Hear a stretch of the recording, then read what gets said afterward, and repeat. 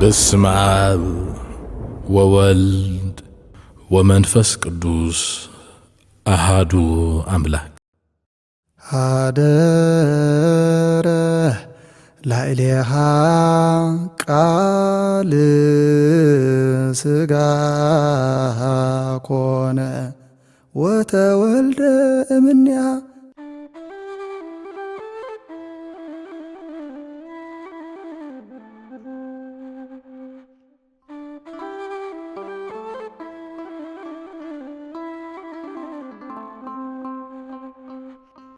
በስመ አብ ወወልድ ወመንፈስ ቅዱስ አሐዱ አምላክ። ስብሐት ለእግዚአብሔር ለዘአብጽሐነ እስከዛቲ ሰዓት። ንቅዱስ እግዚአብሔር አምላኽና ክሳዕ ዛ ሰዓት እዚኣ ትበጽሕ እስትንፋስ ኣዲሉ ቅዱስ ቃሉ ክንሰምዕ ስለዘፍቀደልና ሓጢኣትና ስለዘይተጸባጸበና ንእግዚአብሔር አምላኽና ንስሙ ምስጋና ይብጽሐዮ። ነታ ብክልተ ወገን ድንግልን ምሕደሪት መንፈስ ቅዱስን ዝኾነት ወላዲቱ ክብሪ ምስጋናን ይብጽሐያ። ኩሎም ቅዱሳን ብጸሎቶም ብረድኤቶም ይደግፉናን ይሓግዙናን።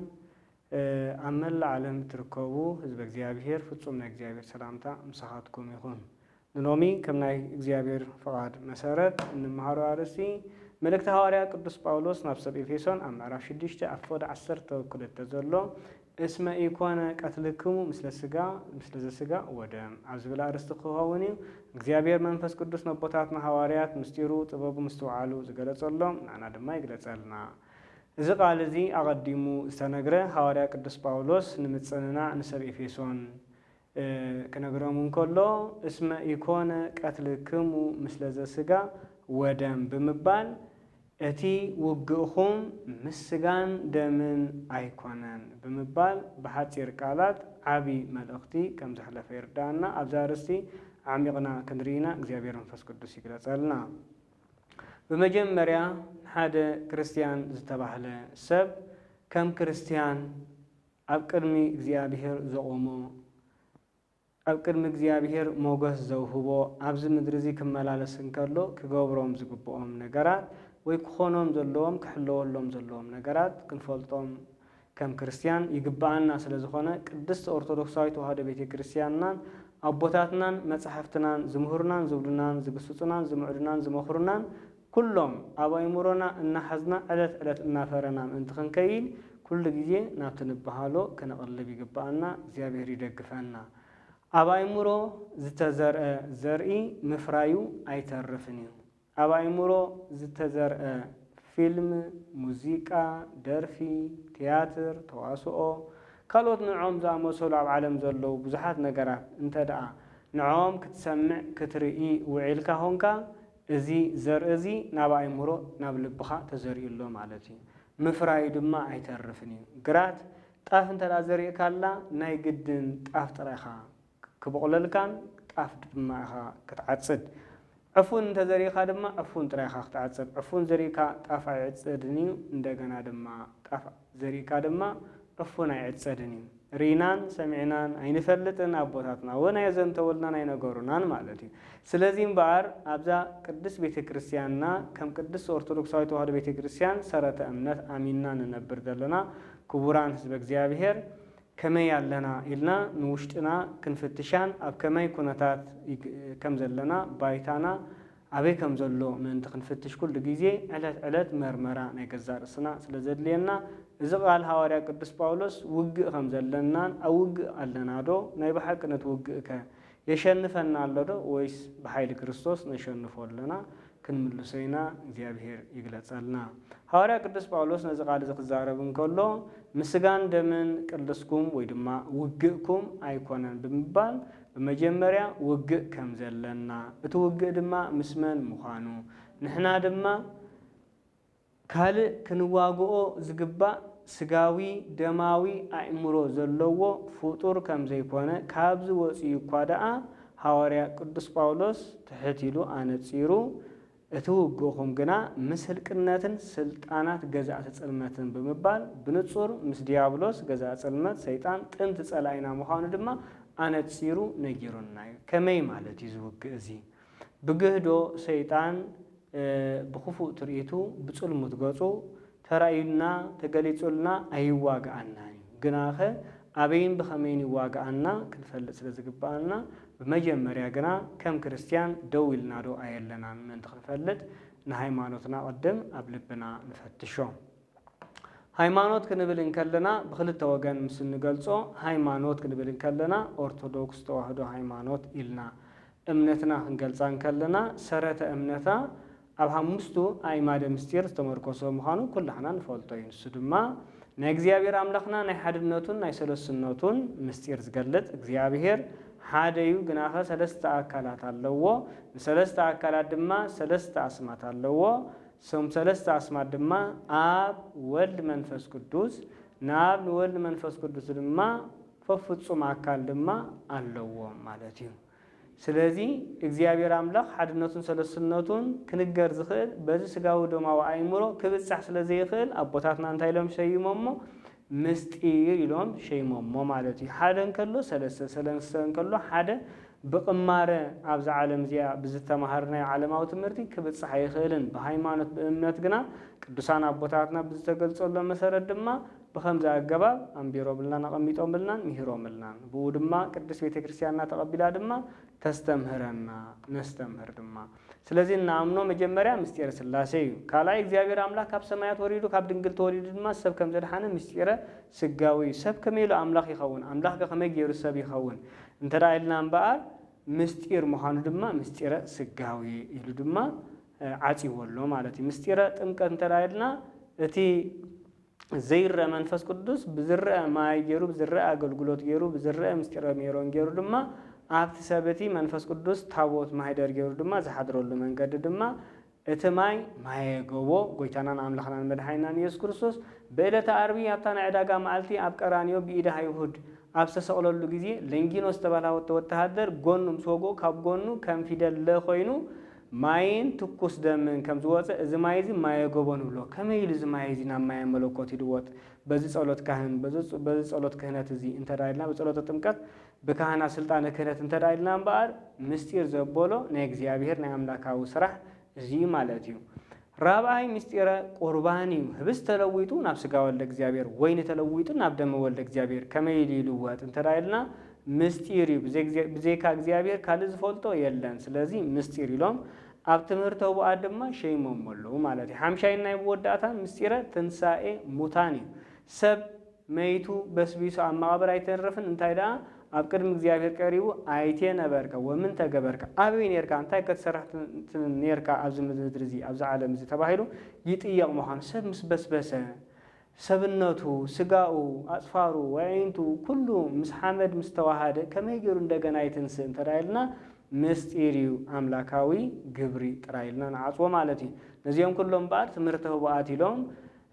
ሐሙስቱ አይማደ ምስጢር ይሎም ሊቃውንት አቦታትና ሸይሞሞም ሰረተ እምነትና ባር ቅዱስ ኦርቶዶክሳዊ ተዋህዶ ቤተክርስቲያን ካማንም እምነት ካሎት እምነታት ዝፈልያን ባር እዚዩ ማለት ንጎይታናና አምላኽናን መድኃኒናን ኢየሱስ ክርስቶስ ንሕና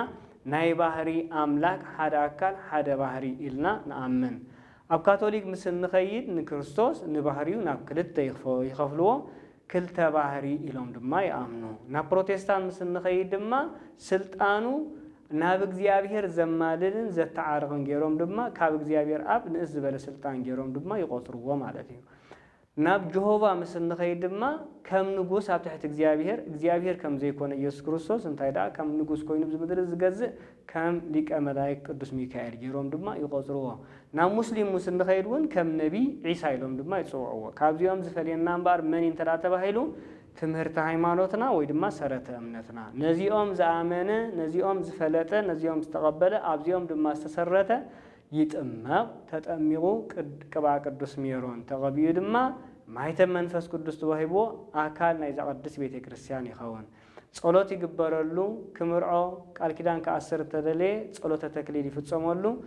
እንተ ሐመመ ጸሎተ ቀንዲል ይፍጸመሉ እንተ ሞተ ድማ ጸሎተ ፍትሐት ይፍጸመሉ ቅዱስ ቤተክርስቲያን ከሳብ ዝመውድ ድማ ከም ደቀ ሐቂፋ ድማ ኣብዚ ሰረተ እምነት ተሰረቱ ሁሉም ነዚኦም ተሐቅፎም እዝም ባር እንታይ ይባሃል ሰረተ እምነት ኣብዚ ምእማን ይባሃል አቀድም አቢሉ ጎይታናን አምላኽናን መድኃኒናን ኢየሱስ ክርስቶስ በፍላይ ድማ ወንጌል ማቴዎስ ምዕራፍ 23 ንፈሪሳውያን ብዙሕ ግዜ አሌለክሙ ጸሐፍት ወፈሪሳውያን ኢሉ ክዘልፎም እንከሎ ዘዝልፎም ዝነበረ ሰረተ እምነቶም አይነበረን። ሰረተ እምነቶም ሓደ እግዚአብሔር አምላክ ከም ዘሎ ይአምኑ ኣብ ኦሪት ድማ ይقበሉ ነይሮም። ጉናኸ ካብ እግዚአብሔር ኣዝዮም ዝረሓቁ ነይሮም። ካብ እግዚአብሔር ኣዝዮም ዝረሓቁ ነቐፍትን ፈረትን ቀተልትን ሓመይትን ዘመውትን ከም ዝነበሩ ታሪኾም ኣሪእና ክብር ዝደልዩ ብትዕቢት ዝተመልኡ ስለ ዝነበሩ ብከምዚ ኣገባብ እምበር ጎይታና አምላኽናን መድሓኒትናን ኢየሱስ ክርስቶስ ካብ ከምዚኦም ዝኣመሰሉ ተጠንቀቁ እንዳበለ ድማ ነጊሩና። ስለዚ ሰረተ እምነት ኣብቲ ዘመነቲ ዘመነ ኦሪት ንኦሪትን ነቢያትን ንመዝሙራትን ኣብ ኣእምሮኦም ሸምዲዶሞ ሒዞሞ መምህራን እዮም ነይሮም ፈሪሳውያን ሊቃነ ካህናት ካህናት። ንጎይታ ምቕባልን ዘይምቕባልን ድሕራይ ጎይታ መፅኡ ቅድሚ ጎይታ መምፅኡ ግና ኣብ ሃይማኖት ኣይነበሩን ማለት እዩ። ኣብ ሰረተ እምነቶም ዳ ይንበሩ ዳ እምበር ንኦሪትን ነቢያትን ይፍለጥዎ ዳ እምበር ብሰናይ ግብሪ ግና ብሃይማኖት ኣብ እግዚአብሔር ተወኪሎም ግና ይነብሩ ኣይነበሩ። ስለዚ ሃይማኖት ኣለዎም ክንብሎም ኣይንኽእልና ማለት እዩ። ምክንያቱ ቅዱስ ያዕቆብ ሐዋርያ ኣብ መልእኽቱ እንታይ ኢልና ኣሎ? እግዚአብሔር ሓደ ምዃኑ ኣመንካ ጽቡቕ ገበርካ። እዚ እምነት እዚ ግና ኣጋንንቲ ይኣምኑን ይንቅጥቀጡን ይርዕዱን እዮም ብምባል ኣጋንንቲ ወይ ድማ ዲያብሎስ ሰይጣን እግዚአብሔር ሰለስነቱ ሓድነቱ ጽቡቕ ገይሩ ካብ ሰማያት ከም ዝወረደ ካብ ድንግል ከም ተወልደ ይፈልጥ ይኣምን እዩ። ኣብ ርእሲ ምእማኑ ድማ ይፈርሕን የንቀጥቅጥን እዩ። ንሕና ደይብልና ንእግዚአብሔር ዘይንፈርሆ እኳ ኣመናሎ ኣብ ኣጋንንቲ ኣሎ እንተኾነ ግና ግብሪ የብሎም። እዚ ግብሪ ተባሂሉ ዘሎ እምበር ኣይናይ ግብሪ እንተዳይልና ምስ ሃይማኖት ብሓደ ዝኸይድ ግብሪ ተባሂሉ ዝፅዋዕ ኩሉ ግዜ እምበር ሃይማኖት ብዘይ ምግባር ምውት ምዃና ሃይማኖት እንበለ ምግባር ምውቲ እቲ ኢሉ ሐዋርያ ቅዱስ ያዕቆብ ኣነፂርዎ ኣሎ። ነዚ ክንገልጽ እንከለና እምበር ኩሉ ግዜ ናብ መን ኢና ንምለስ እምበር ሰረተ እምነትና ቅዱስ ኦርቶዶክሳዊት ተዋህዶ ቤተክርስትያንና ብርግጽ ኣብ ኣለና ኣባ ንኣምን ኣለና። ዝበዛሕና ህዝበ እግዚአብሔር እምበር ሰረተ እምነትና ኦርቶዶክስ ተዋህዶ ስለ ዝኾነ ኣብ ዝተፈላለየ ጽሑፋት ድማ ኦርቶዶክስ ተዋህዶ ሃይማኖት ኢልና ስለ ዝፀሓፍና ኦርቶዶክስ ዝኾንና ኮይኑ ከይመስለናን ከይሰማዓናን ብግብሪ እንተዘይስዒምናያ ንክርስቶስ እንተዘይመሲልና ንቅዱሳኑ ንድንግል እንተዘይመሲልና ካብ እግዚአብሔር ውፅኣት ኢና። ኦርቶዶክስ ምዃንና ኣየድሕነናን እዩ ማለት እዩ። ፈሪሳውያን ምዃኖም ኣይሁዳውያን ምዃኖም እስራኤላውያን ምዃኖም ንእስራኤል ኣየድሓኖምን እኳዳ ኣዘሊፍዎምን አንቂፍዎምን ማለት እዩ። ስለዚ ስጋና ምስ ነፍስና ተዋሂዳ ኣብዚ ምድሪ እዚ ኣብ ትነብረሉ እዋን ካብ እግዚአብሔር ዝሕተተና ከእግዚአብሔር ዝደልየና ንዓና እንታይ እንተዳልና ብመጀመርያ ንእግዚአብሔር ምፍላጥ ኣብ ሃይማኖትና ምጽናዕ ድሕሪ ብሃይማኖትና ምጽናዕ ድማ ኣብ እግዚአብሔር ምውካል ዝበሃል እዚ እቲ ካልኣይ ትርጉም ንሃይማኖት እዩ። ሃይማኖት ማለት ምእማን ማለት እዩ። ምእማን ማለት እዩ። ምእማንን እምበር ኣብቲ ልዑል እግዚአብሔር ኣምላኽ ንዝኾነ ኣብዚ ምድሪ ዘለዉ ብዙሓት ፈተነታት ኣብዚ ምድሪ እዚ ንጉሰ ነገስት እግዚአጋዝ ኣምላከ ኣማልክ ጎይታ ጎይቶት ዝኾነ እግዚአብሔርን ጥራይን ኢልና ንእግዚአብሔር ምስ ንግዝኦ ኩሉ ነገር እምነትና ሙሉእቲ ትኸውን ማለት። ስለዚ ጎይታ እንታይ ኢልና እመብክሙ ሃይማኖት መጠነ ህጠተ ሰናፕየ ወትብልዎ ለዝ ደብር ፍልስ እምዝየ ወይ ይፈልስ። ክንዲ ፍረ ኣድሪ ታክል ሃይማኖት እንተዳ ሃልያትኩም ወንጌል ማቴዎስ እንታይ ኢሉ ነዚ ደብረ እዚ ነዚ ሰይጣን እዚ ውፃእ እንተበልኩሞ ክወፅ እዩ። ነዚ ሳግላ እዚ ተወንቂስካ ኣብቲ ባሕሪ ተተኸል ተበልኩሞ ክትከል እዩ። ነዚ ደብሪ እዚ ሓፍ በል ተበልኩሞ ድማ ሓፍ ክብል እዩ ብምባል ንእሽተይ እምነት ኣብ እግዚአብሔር ምውካል እናዘለና ምፍላጥ ዘይኮነ ኣብ እግዚአብሔር ምውካል። ስለዚ ምፍላጥን ምእማንን በበይኑ ጌርና ተረዲና ንክልቲኦም ድማ ኣዛሚድና ድማ ክንሕዞም ይግባአና። ንኦርቶዶክሳዊት ተዋህዶ ቤተክርስትያንና ክንፈልጥ ኣለና። እምነታ ክንፈልጥ ሰረተ እምነትና ክንፈልጥ ክንመሃር ኣለና። ግቡእና እዚ ኣብ ርእሲ ዝግቡእና ጥራይ ግን ንሃይማኖት ስለ ዝፈለጥናያ ንትምህርቲ ሃይማኖት ስለ ዘርቀቕናን ሊቃውንቲ ስለ ዝኾንናን ግን ንእግዚአብሔር ፈሊጥናዮ ማለት ኣይኮነን። ወይ ድማ ድሒና ጸዲቕና ማለት ድማ ኣይኮነን። እንታይ ዳ ግብሪ ዝበሃል ኣብ እግዚአብሔር ብምውካል ዝጅመር ንሃይማኖት ብኻልኣይ ትርጉም ንእምኖ ኣብቲ ዝኣመንካዮ ሰረተ እምነት ዝኣመንካዮ ኦርቶዶክስ ተዋህዶ ሃይማኖት ዝነገረትካ እምነት ኣብኡ ድማ ምውካል እሱን ጥራይን ይፈራድየ ንዕኡ ጥራይ ኣብዚ ዓለም ይፈርህ ገጽ ሰብ ኣይሕሉን ገጽ ተፈላለዩ ብዚ ምድሪ ዘለዉ ድማ ኣይሕሉን ገጽ ሃብታም ኣይሕሉ ገጽ ጎይታ ይሕሉ ገጽ ንጉሳ ይሕሉ ገጽ መኮንና ይሕሉ ኩሉ ሓቂ ዘበለ ምእንቲ ክርስቶስ ኩሉ ክሳደይ እንዳሃብኩ ይኸይድ ንጣዖት ኣይሰግድ ንገንዘብ ኣይሰግድ ንዝተፈላለዩ ድማ ኣይሰግድን ብምባል ኣብ እግዚአብሔር ምውካል ድማ እቲ ካልኣይ ሃይማኖት ኢልና ድንገልጾ ድማ እዚዩ ማለት እዩ ስለዚ ብመሰረት እምነትና ተማሂርና ናጽኒዕናን ፈሊጥናን ነዚ ዘይፈልጥ ተራ ኮይኑ ክርስቲያን ኦርቶዶክስ ክብል ኣይኽእልን እዩ ሓሙሽተ ኣእማደ ምስጢር ዘይፈልጥ ክርስቲያን ክበሃል ኣይክእልን እዚኦም ፈሊጡኸ ድሒኑ ማለት ዲ ወዲኡ ማለት ዲ ኣይፋሉን ገና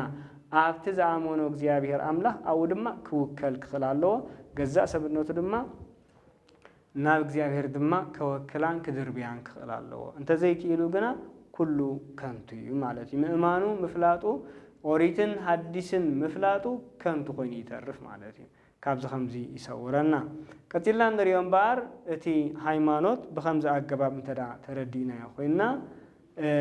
ምግባር ዝበሃል እዩ ምግባር እምበር ክልተ ኣለውና መጀመርያ መንፈሳዊ ተጋድሎና ብጾም ብጸሎት ብስግደት መንፈሳውያን አንሳሶታት እንብሎም ኣስራት ቦክራት ምጽዋት እዚኦም ምውፃእ ድማ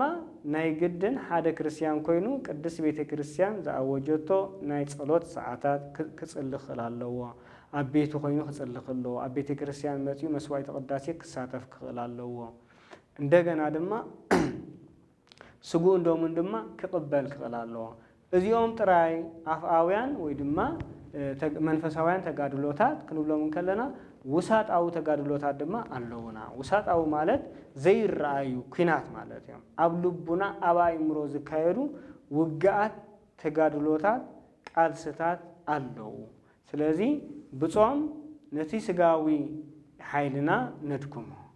ብጸሎት ምስ እግዚአብሔር ንራኸበሉ ንስጋዊ ሓይልና ነድክሞ ብማህሌት ብቅዳሴ ንስጋና ንቅድሶ ዝበለጸ ዝዓብየን እዩ ኣብ መወዳእታ ብስግደት ንስጋና ኣድኪምና ንእግዚአብሔር ተገዛእነትና ነፍልጥ ኢና እዚኦም ኩሎም እናገበርና እንከለና ግና ሰይጣን ሕሱምን ርጉምን ስለ ዝኾነ ኣብ ኣእምሮ ሰለስተ ዓበይቲ ጸላእት ኣለውና ንሳቶም ድማ ቀዳማይ ፍትወታት እዮም ፍትወታት እቶም ካልኣይ ሰባት እዮም ሳልሳይ ዲያብሎስ ብገዛእ ርእሱ እዩ እዚኦም ሰለስተ ጸላእትና እምበር ፈሊና ምስ እንሪኦም እምበር እቲ ቀዳማይ ጸላኢና ፍትወታትና ገዛእ ሰብነትና ድሌታት ኣለዋ ስምዒታት ኣለዋ ህርፋን ኣለዋ ስስዕት ኣለዋ ዘይምዕጋስ ኣለዋ ክትሓምን ናይ ምድላይ ኣለዋ ሰይጣን ከይተንከፋ ማለት እዩ ሰይጣን ከይተንከፋ እዚኦም ድሌታት ስለ ዘለዋ ንስጋና ክንገትኣሉ ንኽእል ሓደ ካልእ ተጋድሎ ድማ የድልየና ማለት እዩ እቶም ጾምናን ጸሎትናን ስግደትናን ምጽዋትናን ዕሽርናን ስጉእን ዶምን ምቕባልናን ቅዳሴ ምስታፍናን ገዳማት በረኸት ናይ ቅዱሳን ምስታፍናን ኩሎም ነዚኦም ዝኣመሰሉ ማየ ጸሎታት ምሕጻብና ኣብ ቦታኦም እንከለዉ እምበኣር እዚኣቶም ጥራይ ግን እኹል ኣይኮነን ምክንያቱ እዞም እንብሎም ዘለና ቀንድና ገደስትን ኣብ ኣእምሮ ወይ ድማ ኣብ ገዛእ ሰብነትና ዘለዉ ጸላእቲ ኣብ ሰባት ዘለዉ ጸላእትና ኣብ ዲያብሎስ ዘለዎ ጸላኢና ድማ ሰለስቲኦም ፈሊና ክንፈልጦም ይግባአና ምስቲ ሐዋርያ ቅዱስ ጳውሎስ ምስጋን ደምን ኣይኮነን ቅልስኩም ወይ ድማ ውግእኩም ኢልና ዘሎ ድማ ኣዋሂድና ክንርኢና ማለት እዩ እግዚአብሔር መንፈስ ቅዱስ ምስጢሩ ጥበቡ ይግለጸልና እቲ ቀዳማይ እምበር እቲ ጸላኢና ምን ኢናልናዮ እቲ ፍትወት ዝብል እዩ ማለት እዩ ፍትወት እንታይ እዩ እንተራይልና ነፍሲ ወከፍ ሰብ በዚ ዘይፍተን ሰብ የብልናን ፍትወት ማለት ዝያዳ ክትበልዕ ምድላይ ክድቅስ ምድላይ ሃካይ ምዃን ናይ ዝሙት መንፈስ ወይ ድማ ክዝሙ ምድላይ ብዝሙት ብህሊና ናብ ዝተፈላለዩ ደቂ ኣንስትዮ ተን ደቂ ኣንስትዮ ናብ ዝተፈላለዩ ደቂ ተባዕትዮ ብህሊና ምዝማ ወይ ድማ ምድቃስ ማለት እዩ እዚኦም ፍትወታት እዚኦም ክመፁ እንከለዉ ብመጀመርያ እምበር ገዛእ ሰብነትና ገዛእ ርእስና ናትና ደሊናዮም ፈቲናዮም ጥራይ ዘይኮነ ፍትወታትና ስጋና ንዕኡ ስለትደልያ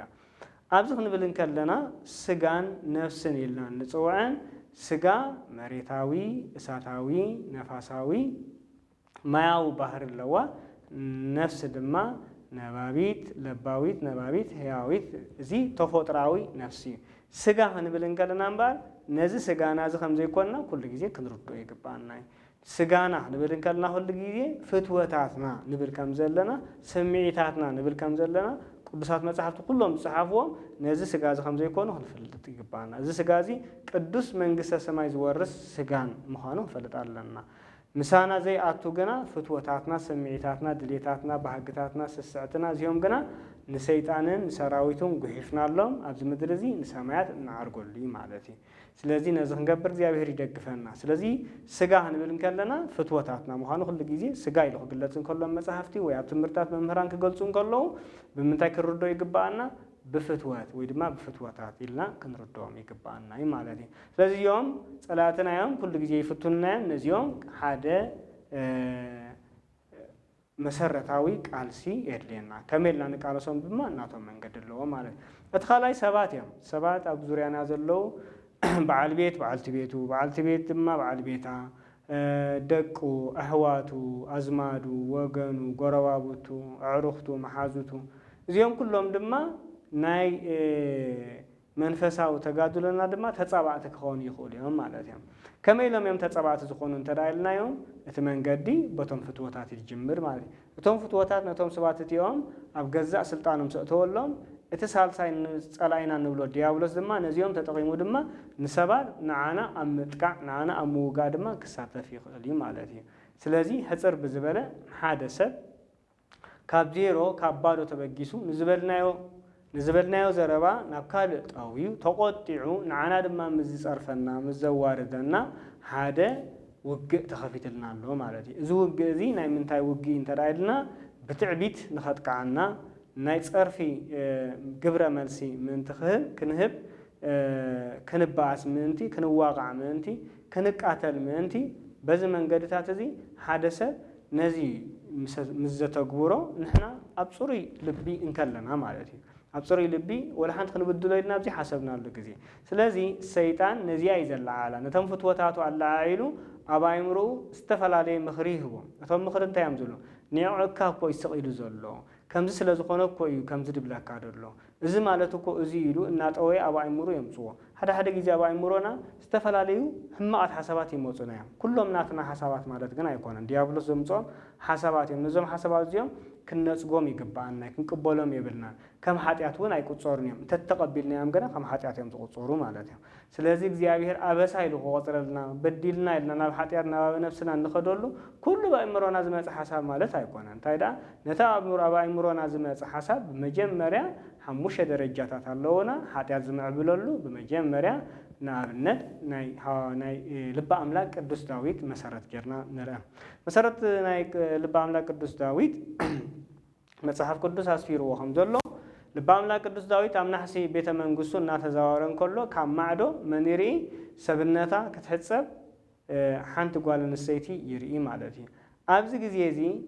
ምርኣዩ እሳ ክትሕፀብ ኢለያ ኮነ ኢላ ኣይኮነትን ንሱ እውን ክዛወር ኢሉ እምበር ክርኢ ኢሉ እውን ኣይወፀን በዛ ግዜ እዚኣ ገና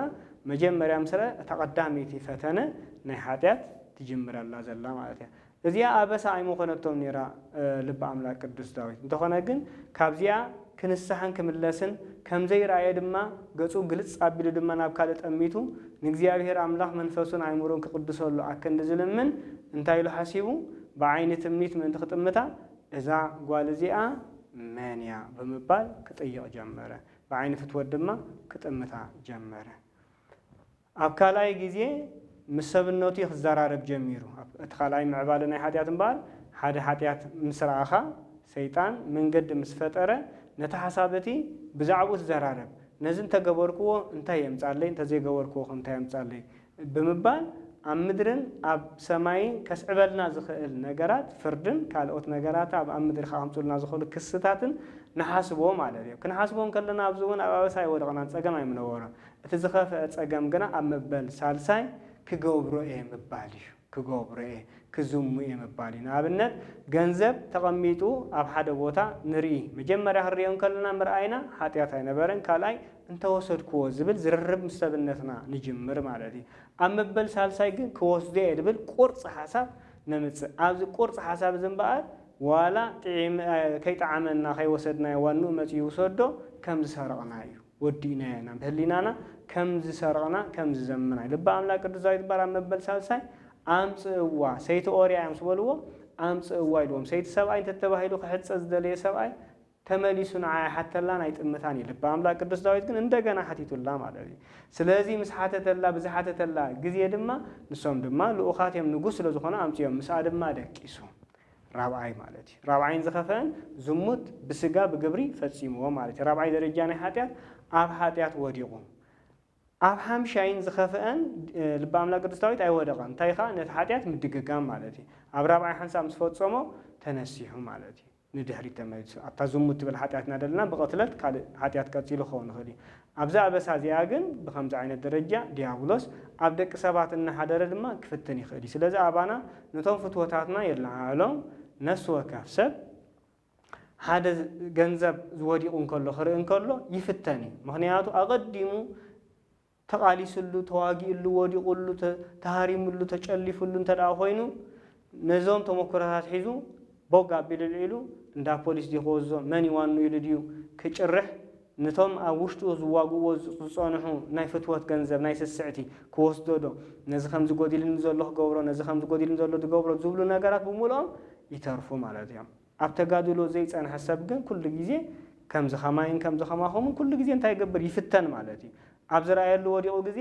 ዋ እግዚአብሔር ድኻብ ሰማይ ወሪዱ ዳኸበኒ ኮይኑ ብምባል ክወስዶ ይኽእል ንስርቁ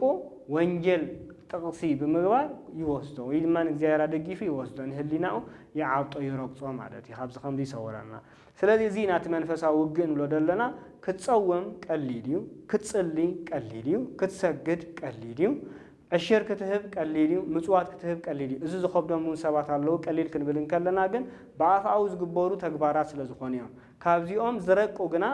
ረቀቕቲ ምስ ቅልስኩም ምስ መን ኢሉ ሐዋርያ ቅዱስ ጳውሎስ ኤፌሶን ምዕራፍ 6:12 ምስ ስጋን ደምን ኣይኮነን ምስ ሰባት ኣይኮነን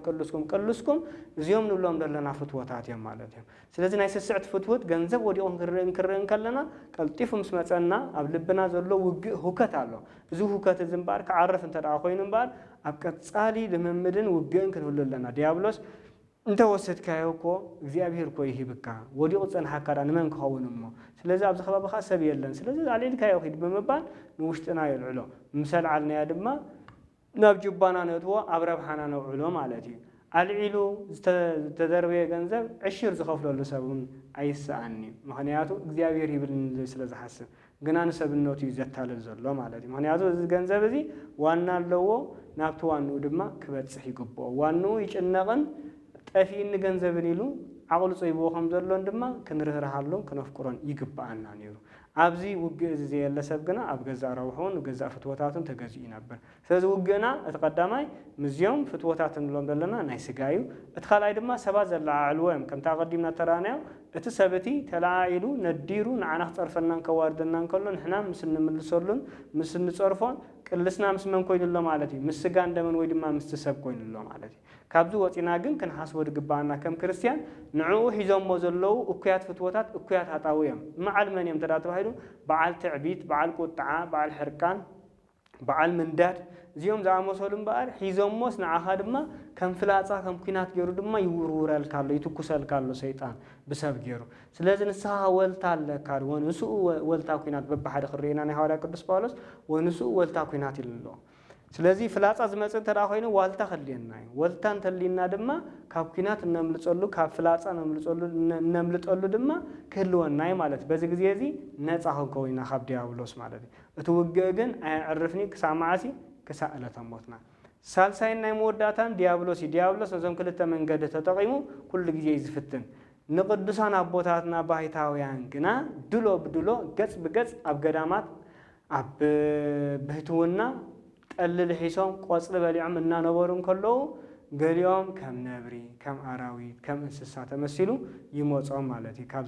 ካብዚ ተኸፊ የለን ብድሎ ድሎ ሞጾም ንሰይጣን ብድሎ ድሎ ድማ ይዘራርብዎን ይግስጽዎን ይኣስርዎን ነይሮም ቅዱሳን ኣቦታትና ኣብቲ ውግእ ተዓዊቶም ዝወጹ ማለት እዩ ስለዚ